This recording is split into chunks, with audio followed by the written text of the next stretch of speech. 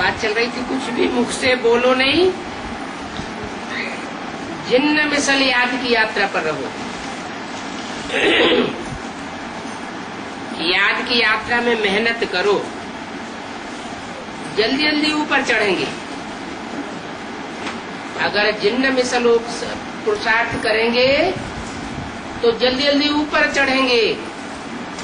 एक निराकार बाप के सिवाय और कोई भी देहधारी को याद नहीं करना है। ऊपर कब चढ़ेंगे? जब एक निराकार बाप की अव्य विचारी याद होगी। निराकार बाप की, निराकार बाप की और साकार बाप की क्या मतलब हुआ? निराकार बाप कौन और साकार बाप कौन? निराकार बाप सुप्रीम सोल और साकार बाप सारी मनुष्य सृष्टि का प्रजापिता। लेकिन प्रजापिता की पहचान जब तक निराकार शिव प्रवेश न करे तब तक हो नहीं सकती। और शिव की याद भी, निराकार ज्योति बिंदु की याद भी निरंतर और सहज तब तक हो नहीं सकती जब तक वो प्रजापिता में प्रवेश न करे। तो जैसे आत्मा और शरीर का संयोग होता है तो सारा कार्य व्यवहार चलता है संसार का। आत्मा अलग हो जाए और शरीर अलग हो जाए तो कोई कार्य व्यवहार नहीं चल सकता। ऐसे ही सुप्रीम सोल जब तक अपने मुकर्रर रथ में प्रवेश नहीं करता तब तक कोई को भी निराकार की निरंतर याद नहीं आ सकती और सहज याद भी नहीं आ सकती। शर्त एक और है कि सिर्फ एक को ही याद करे। एक को और दो को और चार को बिंदी के लिए नहीं कहा जाता।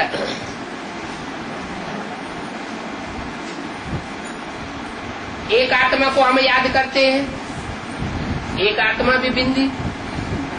10 आत्माओं को याद करते हैं, 10 आत्माएं भी बिंदी बिंदी। तो पता कैसे चलेगा कि हमने एक को याद किया, अनेक को याद किया? जरूर कोई रूप होगा, साकार होगा, प्रैक्टिकल रूप होगा, तभी तो कहेंगे एक को याद किया। तो बोला एक के सिवाय और कोई देहधारी को याद नहीं करना। मनुष्य को भगवान नहीं कह सकते। क्या? मनुष्य माना जो मनु की औलाद हो।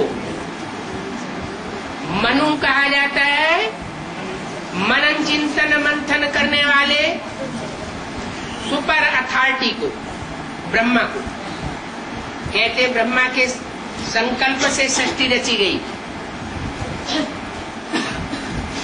तो वो तो संकल्प करने में सुप्रीम अथॉरिटी हुआ।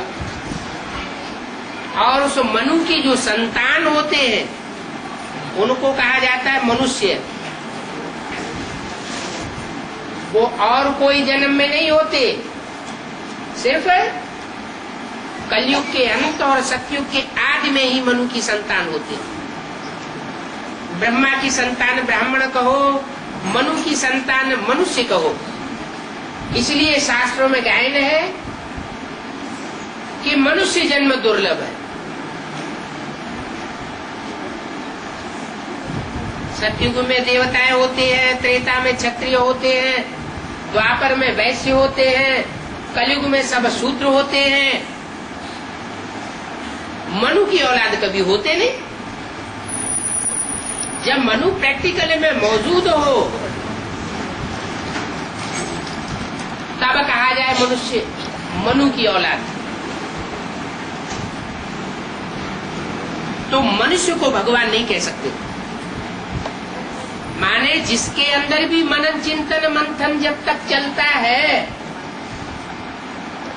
अकल बुद्धि मन दिल डुलायमान होता है, चंचल होता है, तब तक वो मनुष्य है, भगवान नहीं हो सकता। भगवान उसको कहा जाएगा जिसको कोई चिंता न हो,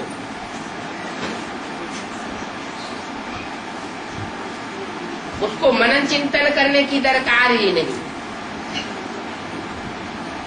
मनन चिंतन वो करते हैं जिनको अपने बारे में और दूसरों के बारे में कोई पता नहीं होता। सुप्रीम सोल तो जिसमें प्रवेश करता है उसकी निराकारी ऐसी स्टेज बनाए देता है तो उसे संकल्प चलाने की दरकार ही नहीं, क्योंकि उसे अपने पार्ट की अनुभूति हो जाती है। जिसे अपने पार्ट की अनुभूति हो जाए उसे मंथन मनन चिंतन करने की दरकार ही नहीं।